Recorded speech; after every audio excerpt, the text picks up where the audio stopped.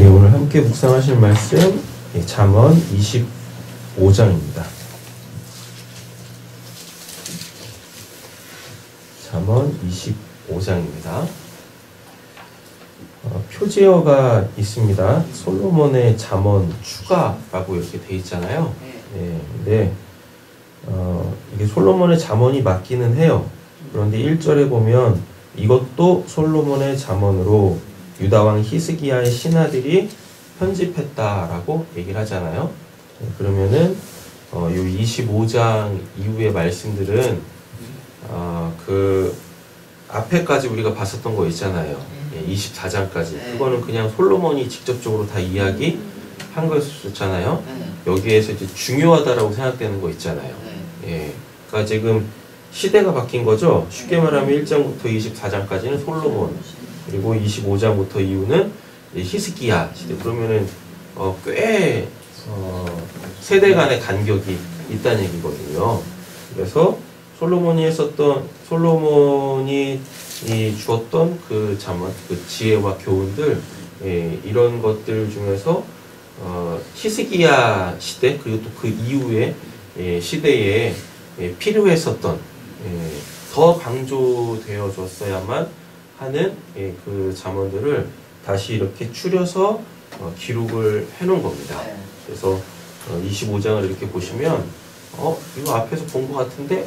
라고 하는 내용들이 이렇게 적지 않게 다시 언급되는 모습들을 볼 수가 있죠. 그럼 여기서 우리가 한 가지 생각해야 될 게 있습니다. 뭐냐면 어차피 잠언이라는 것은 사람에게 주어지는 거잖아요. 그런데 솔로몬 때하고 히스기야 때하고 시간의 이 차이가 굉장히 있음에도 불구하고 어떠한 같은 내용이 반복돼서 가르쳐진다라는 이야기는 사람은 어떻다? 사람은 똑같아요. 사람은 똑같습니다. 그래서 뭐 하는 거예요? 근데 사람이 똑같은데 어떤 특정한 두드러진 부분들이 이게 무슨 뭐 남자든 여자든 그리고 뭐 이 세대가 다르던 같이 나타난다는 얘기죠. 같이 그 문제점들은 잘하고 있는데 지혜를 주지는 않을 거 아닙니까? 맞지 않아요? 그리고 이것이 어린아이에게 주어지는 교훈이 아니에요. 이미 성장을 했음에도 불구하고 이게 지금 어떠한 부분들에 있어서 이게 옳지 않다라는 얘기거든요. 그래서 사람들에게는 어떠한 한 부분이 굉장히 취약하다. 하나님과 그리고 대인관계 그리고 대외 관계에서 이렇게 이 선함을 추구하고 그걸 이루어감에 있어서 어느 부분들은 굉장히 취약하다. 취약하다라는 얘기는 굉장히 그 이기성이나 철저한 이기성이나 그리고 선한 것보다 악한 부분들, 이런 부분들이 해결이 안 된다. 정말 취약하다. 그래서 그거를 자꾸 재차 가르치고 언급을 해야만 그 부분이 바로 잡혀가는 부분들이 있다라는 것을 기억을 하셔야 돼요. 그러니까 성경을 보면서 뭐 이거 했던 얘기 또 하고 있네? 이렇게 접근하시면 안 된다라는 이야기입니다. 그래서 1장부터 24장도 굉장히 중요하지만 오히려 25장부터가 더 중요한 거예요. 이 부분이 사람이 살아가는 데 있어서 그리고 또 하나님을 신앙하는 데 있어서 잘 안 되는구나. 잘 안 고쳐지는구나. 그러니 다시 마음에 새기고 정신을 바짝 차리고 근신해야 되는 부분, 마음에 철저하게 그 말씀을 새겨야 하는 것이구나 로 보시면 되시겠습니다. 1절은 제가 읽었죠? 네. 2절 보겠습니다. 이를 숨기는 것은 하나님의 영광이요 이를 밝혀 드러내는 것은 왕의 영광이다. 이제 이런 말씀들은 이제 율법 있잖아요. 그러니까 솔로몬의 잠언의 특징이 뭐냐면 그 모세오경 있잖아요. 창세기부터 신명기까지 그 내용들이에요. 잘 살펴보면. 그래서 이게 솔로몬의 잠언이라고 해가지고 이게 새로운 게 아니에요. 예. 하나님께서 이미 주신 그 하나님 나라의 법, 인간됨. 근데 그 인간됨은 하나님의 백성으로서의 신분, 예, 그 정체성. 예, 그래서의 그 근본, 거기서부터 다 나오는 겁니다. 예. 그러면 이를 숨기는 것은 하나님의 영화요? 이게 뭔 말이냐면요.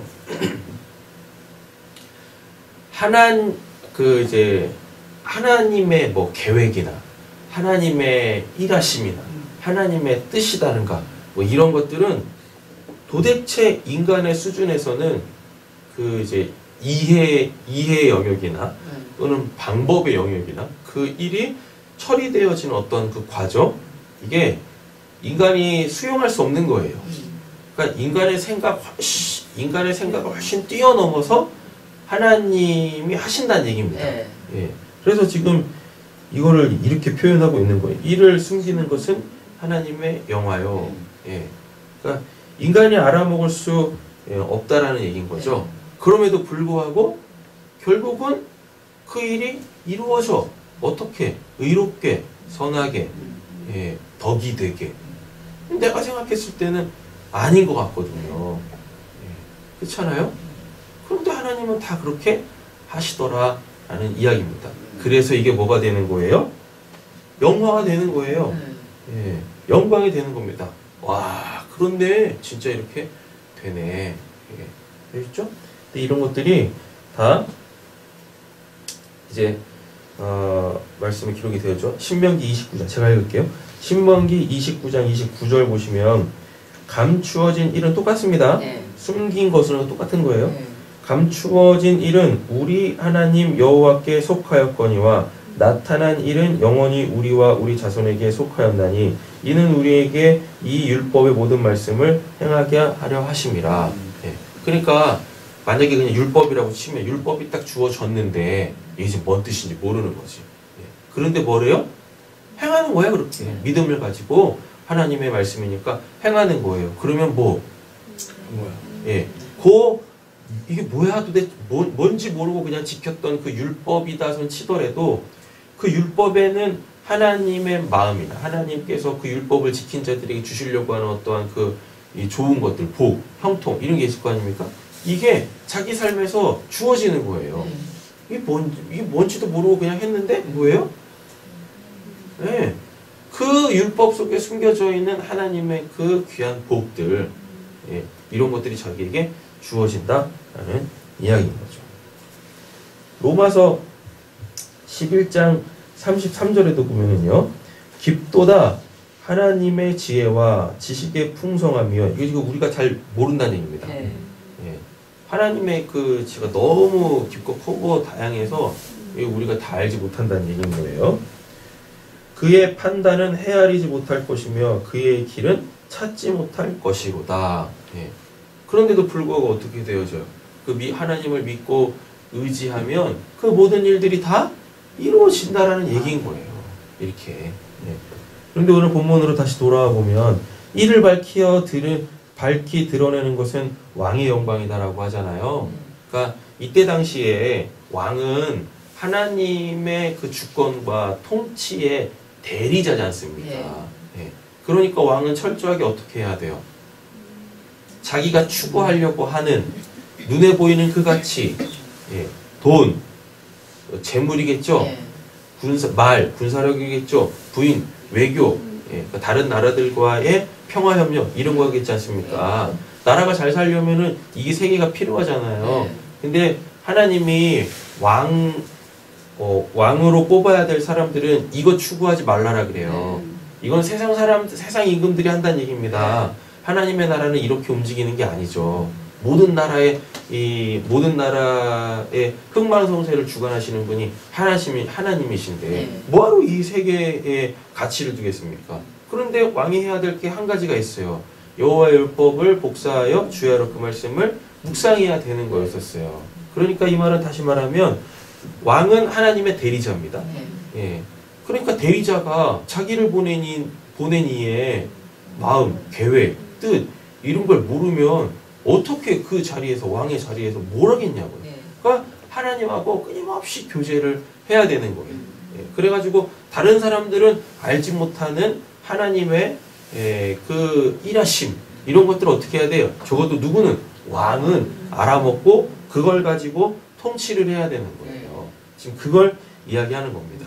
근데 이거 지금 이게 히스기야의 신하들이 편집한 거잖아요. 네. 그 솔로몬을 이렇게 딱 보니까 아, 저 사람 너무 기이해. 예. 도대체 그냥 정상적인 소위 말하는 정상적인 사람들이 행하는 거하고는 너무 다른 거죠. 아, 재판하는 것만 봐도 알잖아요. 너무 이상한 거야. 도대체 자기네들이 따라갈 수 있는 수준의 그 방법들이 아닌 거예요. 예. 그래서 지금 이런 표현들을 쓰고 있는 겁니다. 예. 그래서 하나님의 일은 숨겨진 것이다. 우리가 알 수 없다. 예. 그런데 하나님은 뭐 하신다? 하나님의 대리자들에게 하나님의 그 마음, 계획, 뜻을 알려주심으로 통하여서 이 땅에 하나님의 나라의 성도의 개인의 삶에 하나님의 뜻을 이루어 가신다라는 내용들입니다. 하늘이 높고 땅이 깊은 것처럼 왕의 마음도 헤아리기 어렵다. 이거 솔로몬에 대한 이야기입니다. 그러니까 왕의 마음도 헤아리기 어렵다. 왕이 누구와 사귐을 하나님과 사귐을 갖고 있어서 이제 이런 표현들이 나오는 겁니다. 4절입니다. 은에서 쭈꾸리를 없애라. 그래야 은장색의 손에서 글씨 되어 나온다. 예. 뭘 만들려고 하는데 거의 불순물이 있으면 안 되는 거죠. 그렇죠? 우리의 신앙도 마찬가지죠. 우리의 신앙도 연단을 받아야 뭐 할 수 있어요? 그 하나님에 대한 그 조금이라도 불순종하는 그 마음 있지 않습니까? 그리고 하나님의 일을 내 방법대로 처리하려고 하는 이러한 찌꺼기들, 이런 찌꺼기들이 다 없어져야 소위 말하는 우리가 온전하게 성령 충만할 수 있으며 죽기까지 순종할 수 있는 믿음의 정점을 딱 찍을 거 아닙니까? 네. 그래야 주님이 언제 오시든지 간에 주님이 언제 오신다는 얘기는 결국 나의 육신적 죽음이겠죠? 네. 그날이 언제 오든지 간에 기쁨으로 감사함으로 밝게 그 나라를 바라보고 갈 수 있게 되어진다. 거죠. 결국은 구원의 완료죠. 그죠? 온전케 되어지고 어둠 가운데서 불러내신 이의 아름다운 덕을 선전하는 것이고 그렇게 돼야죠. 왕 앞에서는 악한 사람을 없애라. 당연한 거죠. 그래야 왕의 공의 위에 그릇이 공의 위에 굳게 선다. 왕 앞에 스스로 높은 채 하지 말며 높은 사람의 살에 끼어들지 말아라. 이거 예수님이 한번 비유로 말씀하셨어요. 어떠한 지체 높은 분이 잔치를 배설했는데 이제 초청받아서 딱 갔는데 하필이면 또 자기가 제일 먼저 왔네. 그래가지고 이제 상석에 딱 앉았는데 한 명 한 명씩 들어오는데 그 양반들이 다 자기보다 높은 위치에 있는 거예요. 계속 쫓겨나는 거죠. 그럼 창피한 거죠. 그러니까 처음부터 어디 그냥 앉아라? 말석에 앉아라. 그러면은 주인이 딱 와가지고 뭐야? 야, 너 거기 쓰면 안 되지. 딱 보면 주변에 있는 사람들에게 그럴 거 아니겠어요? 그런 거죠. 그러니까 교만하지 말라라는 얘기인 거죠. 쉽게 말하면. 교만하지 말라라고 했을 때 이 맥락에서 교만하지 말아라라는 것은 그와 나의 관계 있잖아요. 그와 나와의 관계에 이게 좀 오해 없이 들으셔야 되는데 자기 생각의 그 확신 자기 생각의 그 확신이란 건 뭐냐면 저 사람에게 있어서 나는 이런 존재야. 그러니 당연히 저 사람에게 나는 이런 대우를 받아야 돼. 요구하지 말라는 얘기입니다. 이런 확신. 아시죠? 그러니까 쉽게 말하면 그럼 이제 교만하지 말라는 얘기는 겸손하라는 얘기겠죠. 그럼 겸손이 뭐겠습니까? 동등한 위치에 가려고 하지 말고 예수님처럼 어떻게 해요? 섬기시라. 예수님은 원래 우리보다 훨씬 더 높은 지위에 계셨던 분 아닙니까? 그럼에도 불구하고 예수님이 스스로에게 뭐라 그래요? 나는 섬김을 받으러 온 게 아니라 섬기러 왔다 라고 얘기를 하잖아요. 그거 얘기하는 겁니다. 그래서 예수님이 하셨던 모든 말씀들도 다 어디에 있는 말씀들? 율법, 그리고 잠언, 시편, 있었던 말씀들을 다시 알리시는 거예요. 그래서 구약을 잘 알면 신약이 보이고, 신약을 잘 알면 구약이 보이고. 그래서 빨리 일독을 또 하셔야 돼요. 그렇죠? 6절입니다.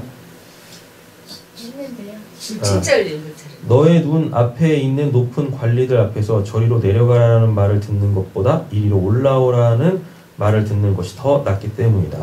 너는 급하게 충성하지 말라. 훗날에 너희 이웃이 너를 이겨 그렇게 만들 때 내가 어떻게 할지가 어렵다. 이건 예수님에 의하여서 다시 또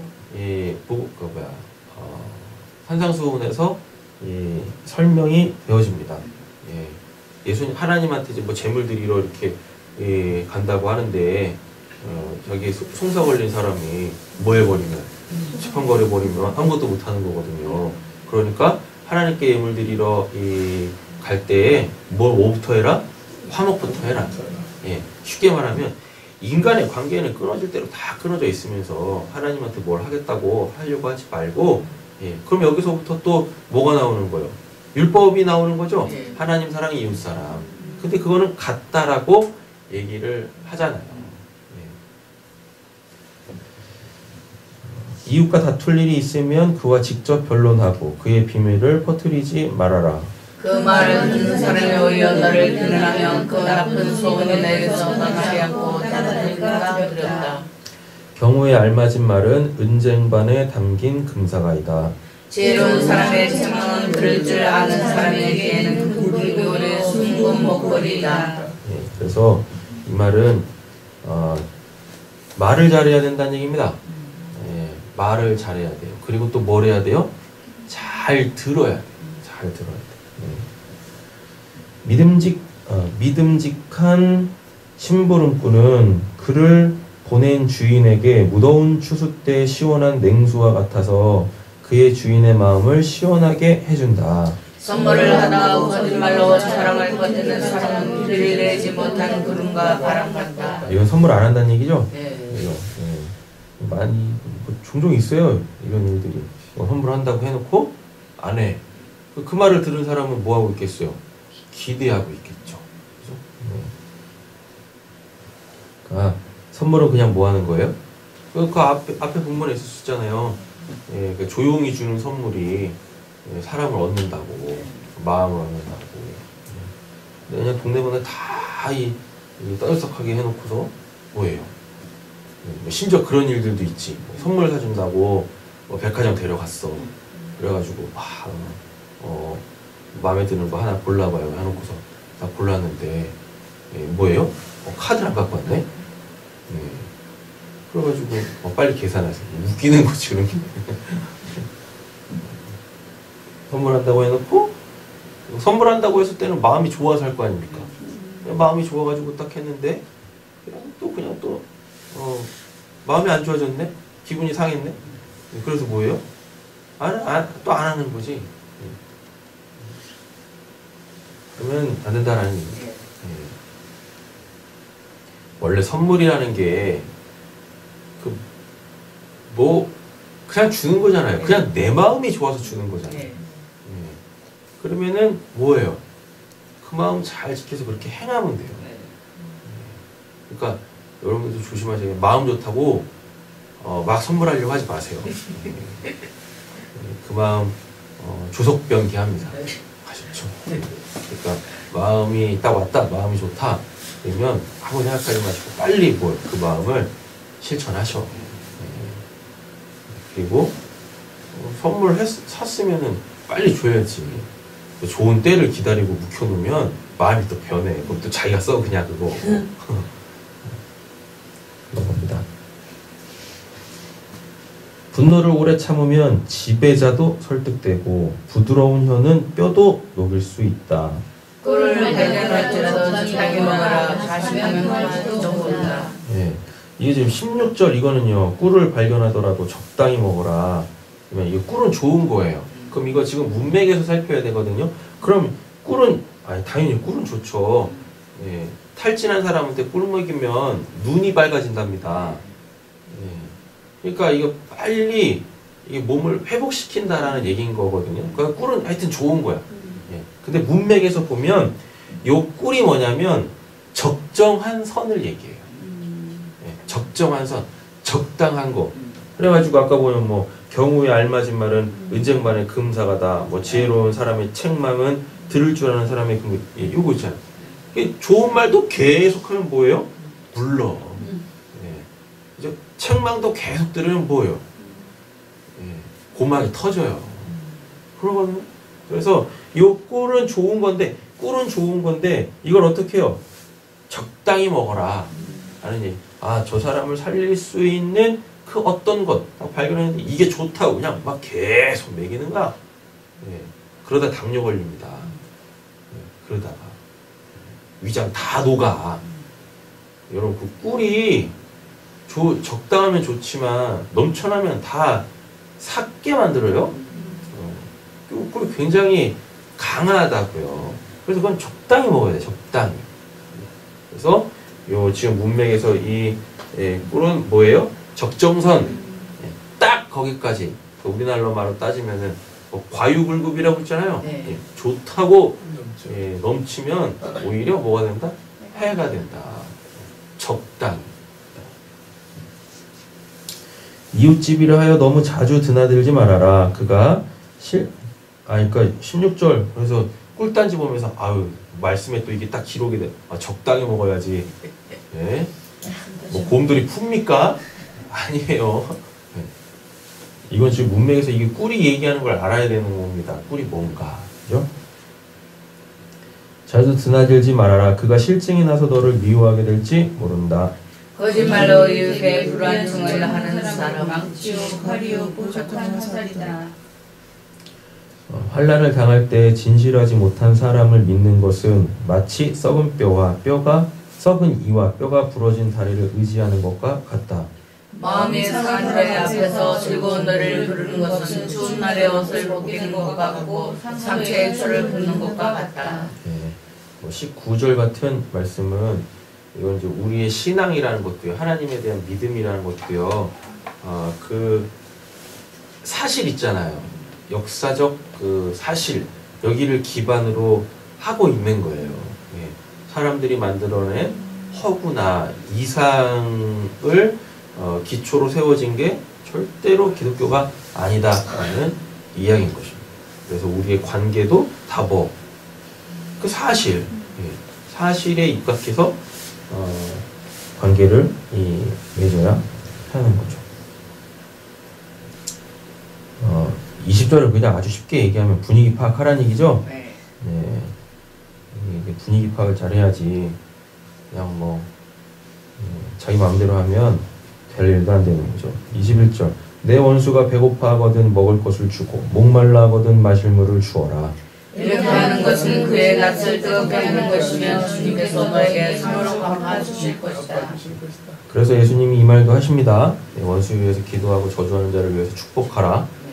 그러면은 수칠 그 머리에 올려놓는 것과 똑같다.